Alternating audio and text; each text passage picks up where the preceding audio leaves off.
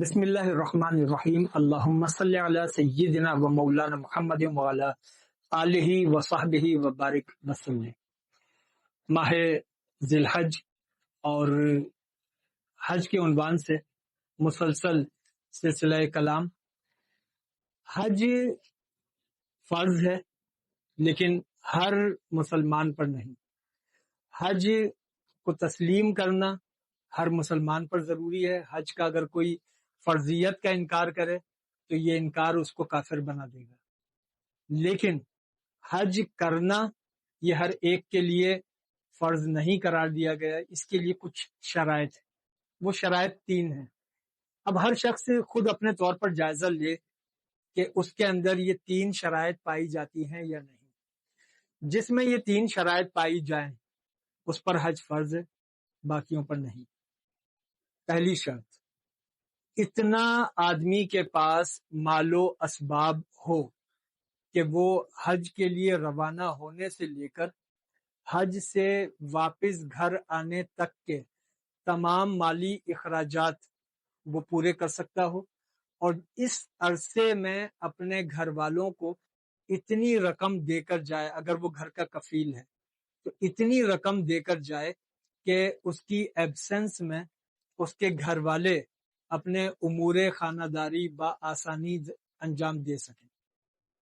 یعنی اپنے سفر کے لیے وہ شخص اپنی مالی ضروریات پوری کر سکتا ہو اور اپنے پیچھے گھر والوں کے لیے اتنی رقم چھوڑ کر جائے۔ مالی طور پر اتنا مستحکم ہونا ضروری ہے، یہ پہلی شرط ہے۔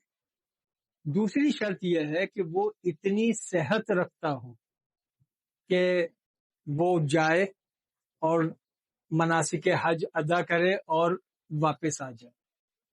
اگر کوئی صحت میں عذر ہے کہ وہ ایسا نہیں کر سکتا تو اس کے اوپر پھر حج فرض نہیں رہے گا۔ حج کی فرضیت اس کے لیے ہے جو اتنی صحت رکھتا ہو کہ جا کر یہ مناسک ادا کر سکتا ہو اور واپس آئے۔ پھر تیسری اس کے لیے ایک شرط ہے، اور تیسری شرط یہ ہے کہ اگر آپ کے پاس دولت بھی ہے، آپ کے پاس صحت بھی ہے، لیکن کوئی قانونی رکاوٹ ایسی ہے کہ جس کی وجہ سے آپ حج نہیں کر سکتے۔ مثال کے طور پر آپ کسی ملک میں رہتے ہیں اور آپ کا نام ECL میں ہے، ایگزٹ کنٹرول لسٹ میں ہے، تو اب قانونی طور پر آپ پابند ہیں کہ آپ ملک سے باہر نہیں جا سکتے۔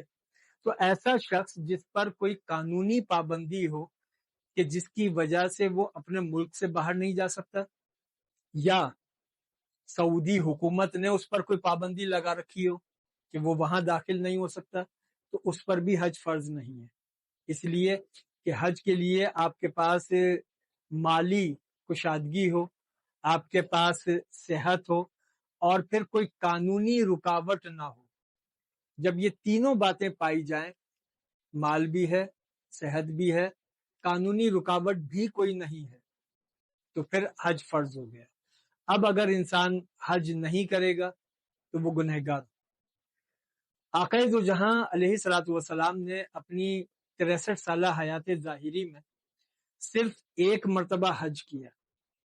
وہ ایک مرتبہ حج اس لیے کیا تاکہ لوگوں کے لیے آسانی پیدا کر دی جائے۔ اگر آقا دو جہاں علیہ الصلوۃ والسلام کئی مرتبہ حج ادا کر لیتے تو اس شاقان رسول آقا دو جہاں کی محبت میں یہ چاہتے کہ ہمارے نبی نے تو 5 حج کیے ہیں، ہم بھی 5 حج کریں گے۔ تو لوگوں کے لیے آسانیاں پیدا کرنی تھی۔ آقا دو جہاں نے اس لیے کل ایک حج اپنی زندگی میں ادا کیا تاکہ امت کے لیے آسانی ہو جائے کہ امت جن پر حج فرض ہے وہ ایک حج ادا کر لیں تو ان کا فرض بھی ادا ہو جائے گا، اتباع رسول بھی ہو جائے گی۔ اب حج کی ہم جامعیت کو دیکھیں کہ ایک جانب تو یہ فرض ہے، اور پھر فرض جو دیگر ہیں ان ارکان اسلام کا حج سے کیا تعلق ہے۔ اب ارکان اسلام میں پہلا رکن ہے توحید۔ توحید کا تصور حج کے اندر موجود ہے۔ توحید کیا ہے؟ لا الہ الا اللہ، کوئی معبود نہیں، بس اللہ معبود ہے۔ اور حاجی تلبیہ میں پڑھ رہا ہے لبیک اللہم لبیک لا شریک لک لبیک ان الحمد والنعمت لک والملک لا شریک لک۔ کہ حاضر ہوں، اے اللہ میں حاضر ہوں، اے اللہ بادشاہی تیری ہے، نعمتیں تیری جانب سے ہیں، تیرا کوئی شریک نہیں ہے، اے اللہ میں حاضر ہوں۔ یعنی وہ جو عقیدہ توحید ہے، لا الہ الا اللہ، اس عقیدہ توحید کا فلسفہ حج کے اندر رکھ دیا گیا۔ تلبیہ میں جب حاجی کہتا ہے لبیک اللہم لبیک، یوں عقیدہ توحید اس کا اظہار حجاج کرام تلبیہ بآواز بلند پڑھ کر اس کا اقرار کرتے ہیں۔ پھر دوسرا رکن ہے نماز۔ نماز کی فلسفی وہ حج کے اندر رکھ دی گئی۔ نماز کا فلسفہ کیا ہے؟ بعض عبادتیں وہ ہیں جو جسمانی ہیں، بعض عبادتیں وہ ہیں جو روحانی ہیں۔ یعنی یہ کہ کوئی انسان اگر مراقبے میں ہے تو یہ جسمانی مشقت نہیں ہے، بلکہ یہ ایک روحانی عمل ہے۔ اسی طریقے سے نماز جب بندہ ادا کرے گا، اس میں صرف اس کا دھیان، صرف اس کی توجہ نہیں، بلکہ پوری باڈی کی موومنٹ چاہیے ہوتی ہے کہ کب اس کو تکبیر تحریمہ کہنی ہے، کب قیام کرنا ہے، کب اس کو رکوع کرنا ہے، کب اس کو قومہ کرنا ہے، کب سجدہ کرنا ہے، کب جلسہ کرنا ہے، کب تشہد۔ یہ سارے ارکان جسمانی ہیں، اور اس کے ساتھ ایک روحانی تصور بھی ہے۔ تو جس طریقے سے نماز جسم و روح کے ساتھ اللہ کے حضور حاضر ہو جانا ہے، وہی فلسفہ حج کے اندر ہے کہ اپنے جسم کے ساتھ اور اپنی روح کے ساتھ اپنے رب کے حضور حاضر ہو جاؤ کہ اے اللہ ہم تیرے حضور حاضر ہیں۔ تو نماز کی جو فلسفی تھی وہ بھی حج کے اندر موجود ہے۔ تیسرا رکن روزہ۔ روزے کی فلسفی کیا ہے کہ روزے میں بہت ساری چیزیں جو عام زندگی میں جائز ہیں، کھانا پینا عام زندگی میں جائز ہے، لیکن روزے کی حالت میں اللہ اس جائز سے بھی روک دیتا ہے کہ یہ چیز جائز ہے، لیکن جب تم روزے کی حالت میں ہو تو اب اس جائز کو بھی انجام نہ دو۔ اس کا مطلب یہ ہے کہ اللہ کی خاطر جائز سے بھی رک جاؤ، یہ روزے کا فلسفہ ہے۔ اور روزے کا یہی فلسفہ حج کے اندر موجود ہے کہ جب حاجی احرام باندھتا ہے تو جس طرح روزے میں بہت ساری چیزیں جو عام زندگی میں جائز تھیں روزے کی حالت میں ممنوع ہو گئیں، اسی طریقے سے احرام میں بہت ساری چیزیں جو جائز تھیں احرام باندھنے کے بعد وہ ممنوع ہو گئی۔ یعنی روزے کی ایک فلسفی اس کے اندر موجود ہے۔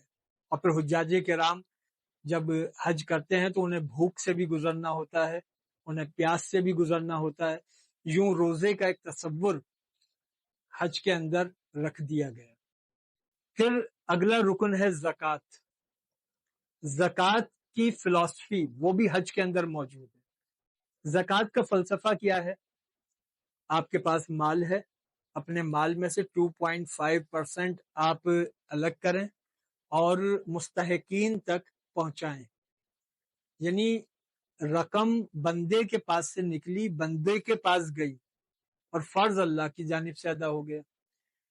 یعنی اللہ یہ چاہتا ہے کہ اپنے مال میں سے تم قربانی دو اللہ کی خاطر، اپنے مال میں سے خرچ کرو اللہ کی خاطر۔ تو زکوٰۃ مالی قربانی کے بغیر ممکن نہیں ہے۔ کوئی آدمی یہ چاہے کہ میں مالی قربانی نہ دوں اور زکوٰۃ ہو جائے، یہ ممکن نہیں۔ اس کو 2.5% رقم نکالنی ہوگی تو ہی زکوٰۃ ادا ہوگی۔ اسی طریقے سے کوئی شخص اگر یہ چاہے کہ میں مالی قربانی کے بغیر حج کر لوں تو یہ ممکن نہیں، اس کے لیے بھی مالی قربانی دینی ہوگی۔ جس طرح زکوٰۃ میں انسان مال کی قربانی دے کر اپنا فرض ادا کرتا ہے، اسی طریقے سے حج کے عمل میں اس کو مالی قربانی دینی پڑتی ہے کہ جس طرح زکوٰۃ میں اللہ کے لیے مال قربان کرنے کا تصور ہے، اس طریقے سے حج کے اندر بھی زکوٰۃ کی روح کو رکھ دیا گیا۔ یعنی ارکان اسلام میں توحید، نماز، روزہ، زکوٰۃ، آخری رکن حج ہے۔ تو ہم یوں کہہ سکتے ہیں کہ توحید پلس نماز پلس روزہ پلس زکوٰۃ ٹوٹل حج۔ اگر ہم تمام اوپر کے 4 ارکان کو جمع کریں ان چاروں ارکان کی کلیت، اس کی ٹوٹلٹی، وہ جس نظام میں ہے اس نظام کا نام حج ہے۔ یہ مسلسل سلسلہ کلام ہے۔ اگلے مرحلے میں ہم انشاءاللہ اس کے اگلے زاویوں کو آپ کی سماعتوں کی نظر کریں گے۔ وہ مالینا